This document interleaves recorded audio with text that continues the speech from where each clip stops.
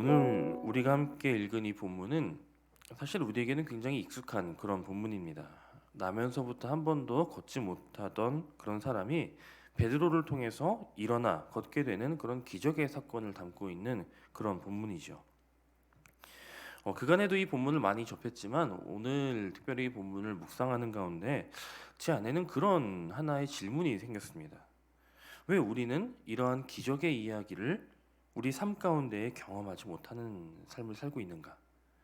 물론 지금도 세계 곳곳에서 주님의 이름으로 병든 자가 고침을 받고 앉은 자가 일어나는 그런 기적들은, 이 놀라운 일들은 곳곳에서 일어나고 있습니다. 그러나 왜 우리는 이러한 이야기를 성경 속에서 혹은 미디어로만 경험할 뿐 우리 일상 속에서나 아니면 내 삶 속에서 이러한 기적이 경험되지 못하는, 경험하기 힘든 그런 때를 보내고 있는가를 묵상하며 오늘 말씀을 읽다 보니 오늘 본문이 기록하고 있는 이 때는 분명히 특별한 때였다라고 하는 것을 보게 되었습니다. 그럼 이 때는 무엇이 특별했기에 이런 기적이 나타났는가? 먼저 오늘 본문의 이 때는 바로 성령의 충만함을 입은 때였다라고 말씀드릴 수 있을 것 같습니다. 오늘 이 사건이 기록된 이 때는 오순절 성령 강림 이후에 바로 직후에 일어난 사건입니다. 다시 말하면 지금 베드로와 요한이 성령으로 충만한 그런 때였기 때문에 이런 기적적인 사건이 가능했다라고 하는 것이죠. 우리가 잘 아는 것처럼 베드로는 예수님의 수제자라고 할 수 있는 사람이었지만 그 안에 약점이 있었습니다. 그게 뭐였냐면 바로 감정적이고 즉흥적이었다라고 하는 것입니다. 예수님께서 십자가의 순환을 예고하셨을 때는 다른 사람들은 다 줄을 버려도 나는 결단코 버리지 않겠다라고 이렇게 호언장담했던 그런 베드로가 예수님이 잡혀가시자 3번이나 예수님을 모른다고 부인하고, 예수님이 십자가에 돌아가신 후에는 고향으로 도망가서 숨어 지내던 사람이 바로 베드로였습니다. 자, 그랬던 베드로가 지금 많은 사람들 앞에 서서 담대하게 설교도 하고 또 그로써 3천 명을 회심시키기도 하고, 오늘 본문에도 그 많은 사람들이 모이는 성전에 제9시, 우리 시간으로 하면 오후 3시쯤 되는 이 대낮 시간에 성전에 갔다라고 하는 이런 변화는 그가 성령으로 충만했기 때문에 일어났던, 가능했던 그런 변화였습니다. 자, 그렇다면 오늘 우리가 보고 있는 이 베드로의 성령 충만, 그리고 우리가 소원하는 그 성령 충만, 우리를 변화시키는, 기적을 경험시켜야 하는 그 성령 충만이란 무엇일까? 많은 표현과 또 해석이 가능하겠지만 저는 전적으로 성령에 붙잡히는 것이라고 말씀드리고 싶습니다. 그동안 베드로는 무엇에 붙잡혀 있었습니까? 자기 감정에 붙잡혀 살았고요.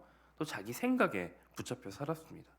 그리고 그 결과로 자기 감정이 요동치게 되면 도망가기도 하고 숨기도 하고 또 자기 생각대로 행동하다 보니 실패하기도 하고 그랬습니다. 하지만 이제는 성령님께서 그를 주장하시는 것입니다. 그의 생각을 성령님이 주장하시고 그의 마음을 주장하시고 그의 생각을 주장하시는 겁니다. 즉 성령님이 베드로를 붙들고 있는 것입니다. 성전에 기도하러 가는 그 길에 미문에 앉아있던 그 나면서부터 안진뱅이 된 사람을 베드로가 주목하고, 그러자 그 마음 가운데 불쌍한 마음이 생기고 그를 걷도록 해주고자 하는 그런 소원이 생겼던 것은 그의 감정이나 그의 생각이나 그의 마음이 아니라 전적으로 성령께서 그의 마음을 주장하시고 성령께서 그를 움직이셨다, 즉 성령의 역사였다라고 하는 것입니다. 오늘 우리의 삶 가운데에도 내가 바라보는 것들, 또 내가 마주하는 사람들, 또 내가 대면한 문제 등을 바라볼 때 우리 역시 성령님에게 붙들린 마음과 붙들린 생각으로 그 모든 것들을 대해야 합니다. 내 생각으로 대하고 내 마음으로 대하고 내 감정으로 대하는 것이 아니라 성령님의 충만함으로, 성령님의 붙들림으로, 성령의 관점으로 이것을 바라보게 될 때에 오늘 우리의 삶에도 이와 같은 성령의 역사들, 또 기적의 역사들이 나타나게 될 줄로 믿습니다. 또한 오늘 본문의 이때는 두 번째로 기도하는 때였습니다. 오늘 본문은 이 사건이 일어난 때가 제9시 기도 시간이라고 기록하고 있죠.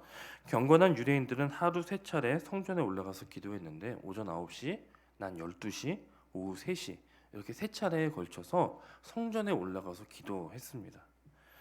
그런데 우리가 1절에서 눈여겨볼 단어가 있는데 바로 올라갈새라고 하는 단어입니다. 이 올라갈새라고 하는 표현의 원어 단어의 시제를 보면요, 미완료 과거 시제라는 것을 사용합니다. 이 미완료 과거 시제란 어떤 시제냐면 과거부터 지금까지 끊이지 않고 계속해서 반복되는 행동을 나타낼 때 쓰는 표현이 이 미완료 과거 시제입니다. 즉 베드로와 요한은 기도 시간에 어쩌다가 성전에 한번 올라갔고 그 어쩌다 한번 그날 이 일이 일어났던 것이 아니라 이 세 번 정해진 기도 시간이 되면 계속적으로 습관에 따라서 늘 하던 대로 성전에 올라가서 기도했다라고 하는 것입니다. 다시 말하면 그들에게 있어서 이 기도는 습관화되어 있고 생활화되어 있었다라고 하는 것이죠.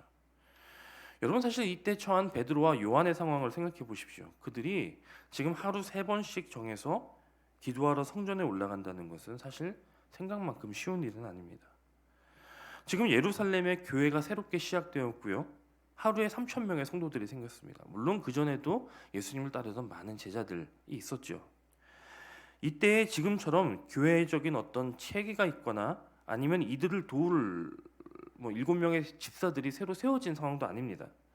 즉 베드로와 요한은 지금 이 성도들을 교회를 치리하고 돌보느라 몸이 10개라도 부족할 그런 상황이었다라고 하는 것이죠. 그처럼 바빴을 것입니다.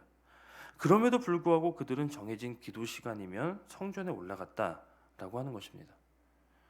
그들이 그처럼 매일매일 매 시간마다 그렇게 성전에 올라가서 기도했던 것은 물론 그들의 어떤 습관이나 삶의 양식에 따른 것도 있었겠지만 그들은 무엇보다 하나님의 능력을 입는 가장 좋은 방법, 가장 빠른 방법은 바로 기도에 있는 것을 알았기 때문에 너무나도 바빴고 또 너무나도 해야 할 일이 많았지만 오히려 기도하러 올라간 것입니다. 베드로와 요한이 누굽니까? 3년 동안 예수님과 함께 동고동락하며 예수님께서 하시는 것을 가장 가까이에서 보았던 그런 사람들입니다. 그 가운데 그들이 보았던 예수님의 모습 가운데에는 예수님께서 기도하시는 모습도 있었습니다. 예수님도 습관에 따라 새벽마다 동산에 가셔서 기도하시고 어떤 일이 있을 때면 꼭 하나님께 기도하셨습니다. 하나님의 아들이심에도 기도하셨고 그 기도로서 능력 있는 삶을 사셨던 것을 베드로와 요한이 곁에서 보고 배웠기 때문에 그들은 기도 시간을 놓치지 않고 아무리 바쁘고 아무리 할 일이 많아도 어떤 상황이 있더라도 그들은 기도하는 것을 중단하지 않았던 것입니다. 오늘 우리가 배워야 할 모습이 바로 이와 같은 모습일 줄로 믿습니다. 우리는 참 바쁘고 또 우리의 몸이 힘들면 기도 시간부터 줄이고 혹은 기도부터 생략합니다. 그러나 기도가 우리의 능력이 되고 또 모든 문제를 해결하는 출발점이 된다는 것을 기억하시고 이 기도의 때와 자리를 놓치지 않는 저와 여러분이 되시기를 소원합니다. 우리가 기도할 때 그때가 바로 하나님의 능력이, 하나님의 기적이 시작되는 때라는 사실을 꼭 기억하십시오. 마지막으로 오늘 본문 속 기적이 일어난 때는 바로 예수님의 이름으로 줄 때였습니다. 예수님의 이름으로 줄 때. 여러분 여기 성전 미문에서 구걸하던 이 사람을 생각해 보십시오. 이 사람은 지금 자기 힘으로 노동할 수 없었고 아니 구걸을 하러 오는 것도 자기 힘으로 할 수 없었기 때문에 사람들이 메어다가 그를 미문에 앉혀줘야 하는 그런 상황이었습니다. 그런 인생이었습니다. 그래서 그는 여기 앉아서 사람들에게 그의 필요를 채워줄 그 물질이라고 할 수 있겠죠. 재물이라고 할 수 있을 것입니다. 그것을 구걸하는 삶을 살게 된 것입니다. 자, 지금까지 베드로와 요한은 이 미문에 앉은 거지를 수도 없이 보았을 것입니다. 그들이 하루에 3번씩 기도하러 성전에 올라가면서 적어도 그는 하루에 3번씩 이 거지를 보았을 것입니다. 그러나 그들은 지금까지 그 거지에게 아무런 도움이 될 수 없었습니다. 왜냐하면 이 베드로와 요한에게는 그 거지에게 줄 것이 없었기 때문이죠. 은과 금이 그들에게 없었기 때문입니다. 하지만 그들이 이제 성령의 충만함을 입게 되자 그들에게도 줄 것이 생겼습니다. 이 앉은 백이 거지에게 줄 것이 생겼는데 그것이 무엇입니까? 바로 예수 그리스도의 이름이라고 하는 것입니다. 그래서 베드로는 담대하게 선언합니다. 나를 보라. 은과 금은 내게 없거니와 내게 있는 이것을 내게 주노니 나사렛 예수 그리스도의 이름으로 일어나 걸으라. 베드로가 지금 그에게 있는 이것을 거지에게 주었을 때 그의 곤고한 인생이 끝나고요. 그가 일어나 성전에 들어가 걷고 뛰며 하나님을 찬송하는 그런 인생이 되었다라고 하는 것입니다. 여기서 우리는 예수 그리스도의 이름에는 능력이 있다. 라고 하는 사실을 기억해야 합니다. 우리는 날마다 기도하는 가운데 예수님의 이름으로 기도를 마칩니다. 여러분, 우리가 날마다 부르짖는 그 예수님의 이름에 얼마나 큰 능력이 있는지 모릅니다.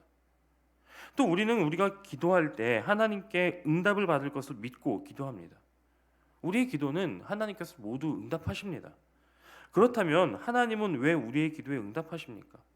우리가 기도를 잘해서거나 혹은 우리가 훌륭한 삶을 살아서가 아닙니다. 이유는 단 한 가지죠. 우리가 예수님의 이름으로 기도하기 때문입니다.